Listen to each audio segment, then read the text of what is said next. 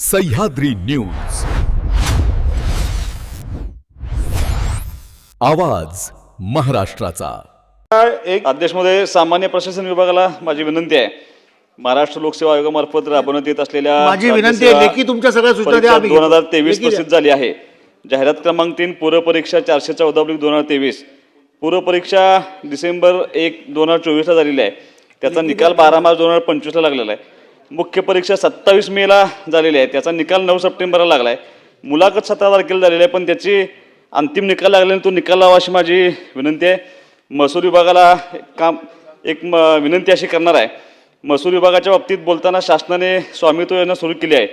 माझ्या मतदारसंघातील बहुतांशी गावामध्ये अगदी 2 गावांचं नाव घ्यायचं तर पंचलिंग नगर आणि ढवळेश्वर या गावामध्ये ड्रोनद्वारे सर्वे करण्यात आला होता।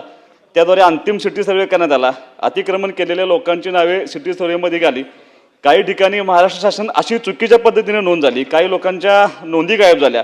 ग्रामपंचायतीला ज्यांच्या लोकांच्या नोंदी आहेत त्याही नोंदी कमी करण्यात आल्या। माझी विनंती एवढी आहे की ज्या नोंदीविषयी अपील करायची असल्यास संबंधित जिल्हा अधीक्षक भूमी अभिलेख कार्यालय यांच्याकडे अपील करावं लागते।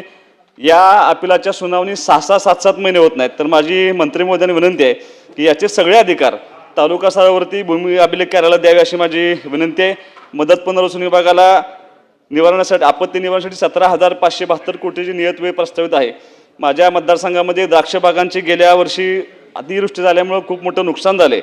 तर माझी तुम्हाला विनंती आहे की या मर्यादेत ह्या मान्यतेतून आपण जास्तीत जास्त निधी माझ्या द्राक्ष उत्पादक शेतकऱ्यांना द्यावा अशी माझी विनंती करतो।